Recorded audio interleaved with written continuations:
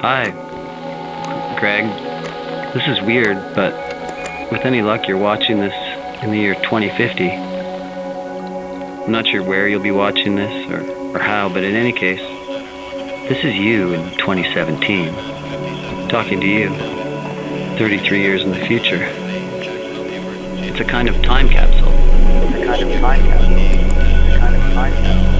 It's a kind of time capsule.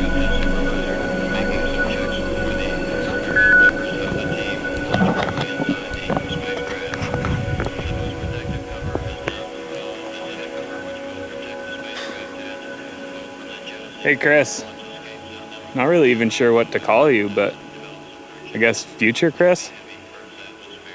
I'm 32 years old, so that puts you mid-60s, I guess. You remember Greg? You know, the guy you went on all those fun adventures with? He's just over on my right. He's making a time capsule too. So maybe it's a bit weird, but we're doing this now as a record of how things are and what we're both trying to do to keep it that way.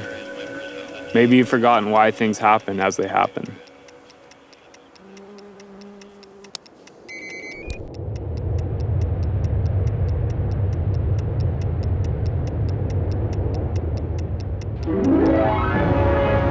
Yes, today this exciting world, filled with romance, adventure, and nature's masterpieces, is waiting for you to enjoy.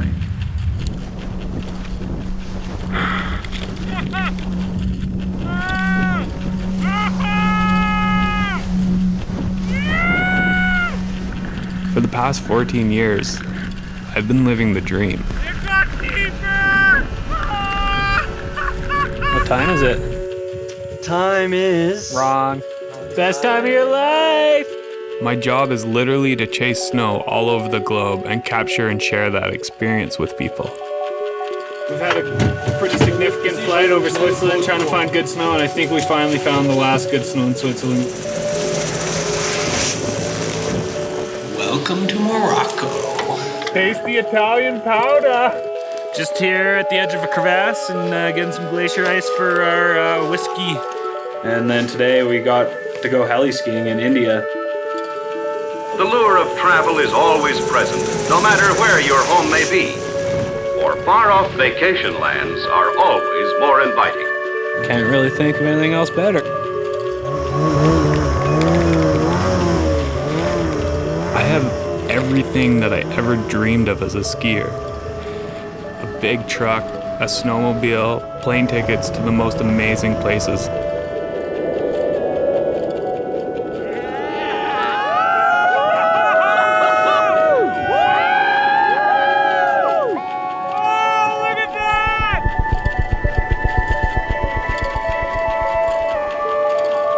This was amazing until last year, after releasing a film about going skiing and assisting a climate scientist in Greenland. The people we showed it to wanted to know what I was doing personally to minimize my own carbon impact. When I looked at it, I realized I wasn't doing anything at all. The way I was living, the way I approached my job, hurt the very thing that I love and make a living from. I question all of it, the food I eat, the trips I go on, how I approach the mountains. The kind of planet that I'm giving to you, myself in the future, 33 years from now.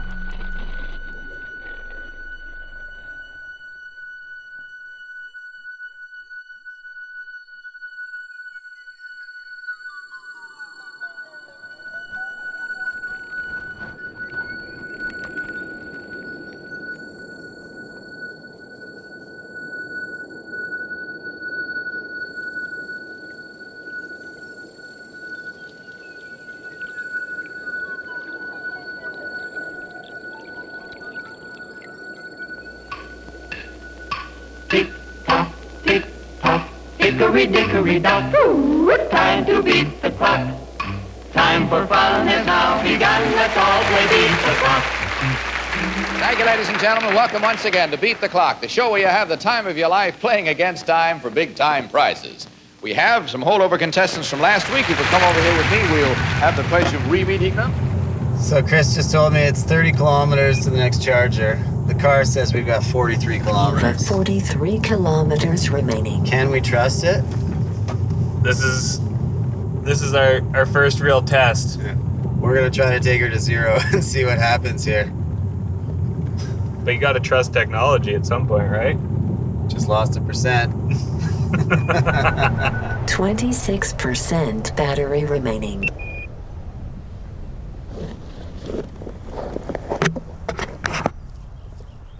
So, future Greg, I've traveled the world to go skiing. I've used helicopters like chairlifts.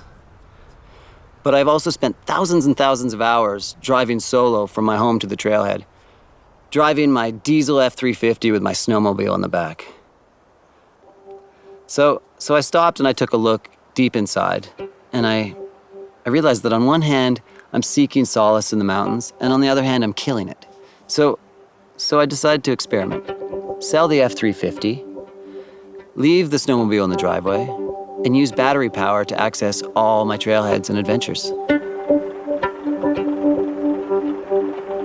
In 2050, it's probably hard for you to believe that an electric car was once a radical thing to drive to the trailhead. Sort of like remembering life before the internet or something. Mountain road, please drive carefully. The first electric challenge for Chris and I was to climb and ski 6 of the major Cascade volcanoes between Washington and California, a 4,000 kilometer trip, using only the electric car and our legs to get us there. The car only goes about 150 kilometers per charge, which made things a little tricky. And I'm guessing batteries in 2050 are a bit better than they are now. First charge of the car. First charge of the car, what's so rad about this is it's powered off the methane from cows that are back there. How cool is that? It's from their poop, charging this car, charging our adventure. So cool. In 2017, electric cars are far from perfect. Maybe they never will be, but driving one amounts to a lot less CO2 than a standard gas car, even if you add the batteries into the equation. Good morning! We're gonna go up over there. That's cool.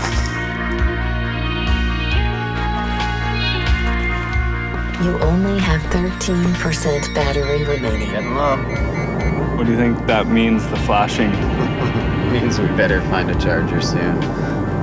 All the lights are coming on. We got warnings everywhere.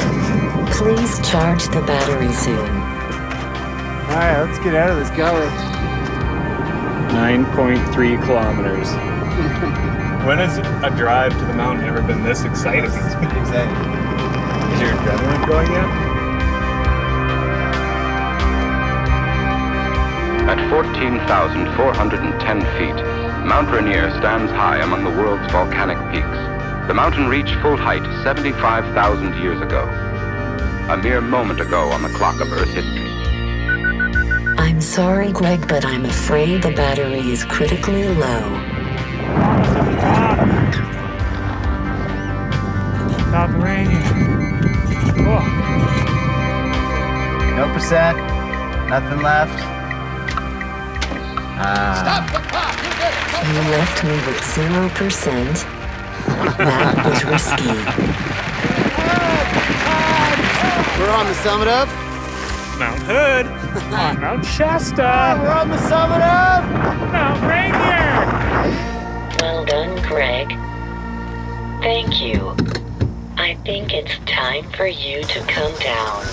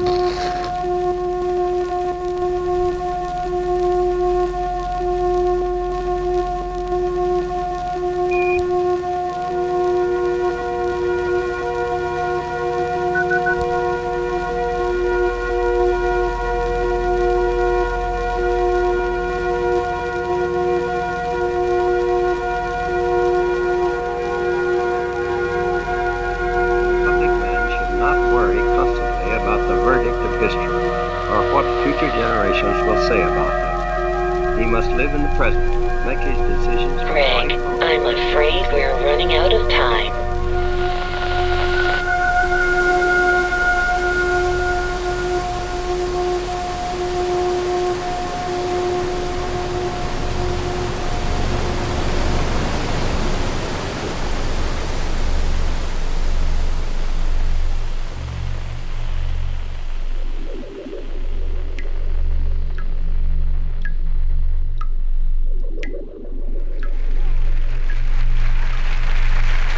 "55 seconds of the time I say go. You understand? You understand your part. Okay, you ready? Go. Ball. There's one Throw a boy. ball. That's- Snowball. Hey! Yes. Oh, really proud dog, short hair, prances a bit, quite tall. Poodle. And they're usually gray. Great Terrier. No, it's also like the same people from Danish, you know? It's a great... A Great Dane.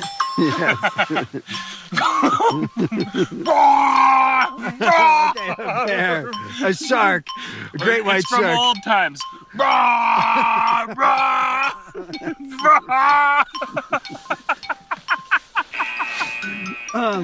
one was too hard. That was the kids' one.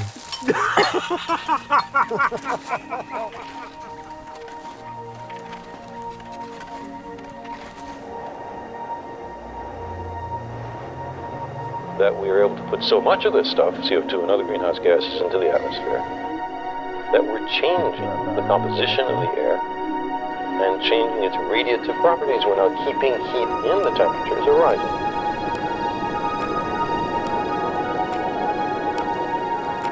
There's this burden, this weight I feel when I think about climate change. Then we watched as they got our first live color pictures of the blue planet Earth. I'm really only one person. What can I really do? Charlie, this is it's so hard to describe. Maybe we're not wired to be able to imagine and deal with a threat on this sort of scale. After 7,000 generations of humans, it's hard to imagine a world incapable of sustaining my kids and their kids. Their basic needs, their dreams.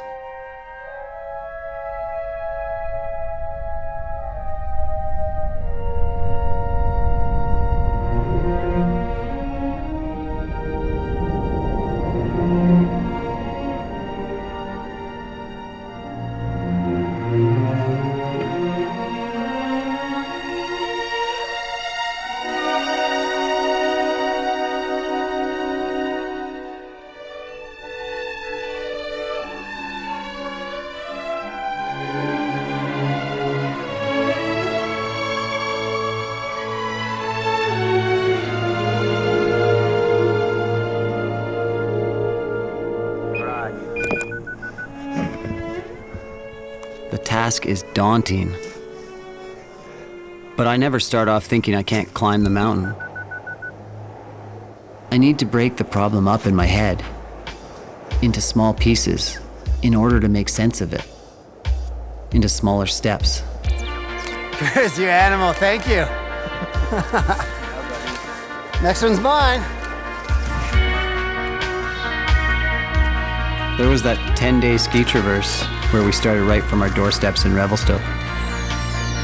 Getting the flu and suffering uphill despite stomach pains and diarrhea is still fresh in my memory. I just don't want to screw up my underwear. How many pairs of underwear did you bring? One. But you'll probably just remember it as an awesome adventure, putting one foot in front of the other. Slow, simple, and rewarding. How's the view stand? Charlie, it might sound corny, but the view is really out of this world. Where have these first steps, this attempt to ski a little more lightly, taken us in the 30 years since? That's a good step. Yep. Beautiful view. Isn't that something? Magnificent sight out here. Collectively, last year, Chris and I took 37 heli rides and 17 domestic or international flights. This year, we got it down to 6 heli rides and 1 international flight each. This is a green pesto tortellini. Another big lifestyle change is to eat far less meat. Before this year, I didn't really think a meal was a meal without meat. And now it's just a really small part of my diet that I don't miss.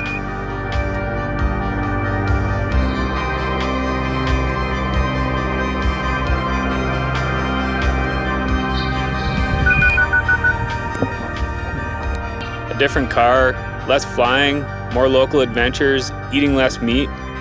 Pretty small changes and not perfect, but we've managed to cut our carbon footprint by 50% this year, and our skiing hasn't been sacrificed at all.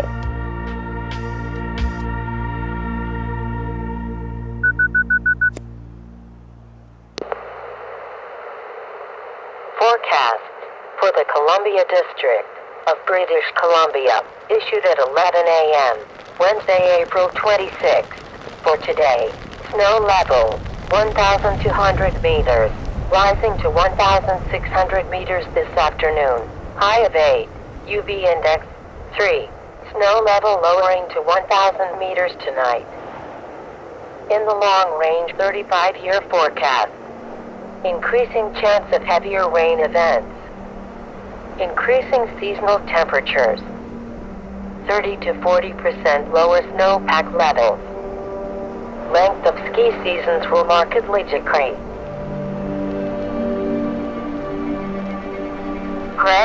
Chris, are you out there?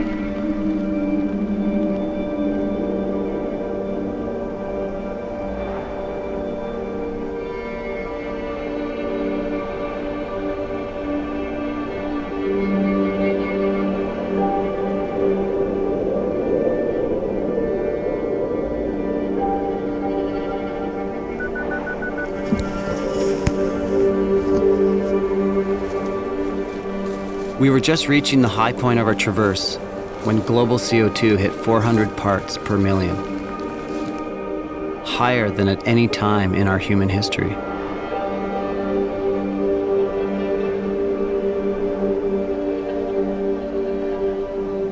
At the top, we could look back in time to where we had navigated from. We could see the challenges we had made it through. Some of our failures were visible, the things we're not able to go back and redo.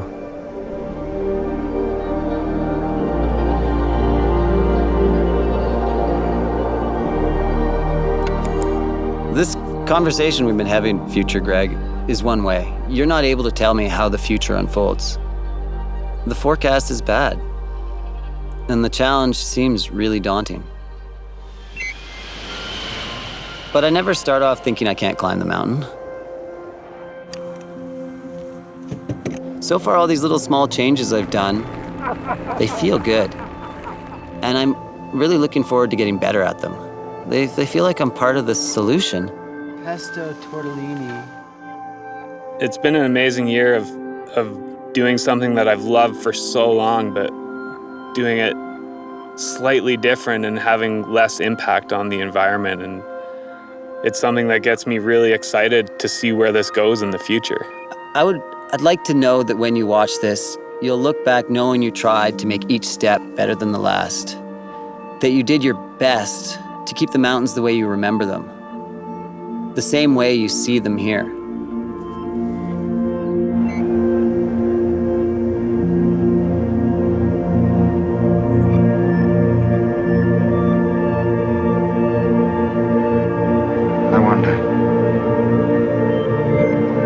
Control his destiny. Can he change the shape of things to come? Come, let's travel into the future. What will we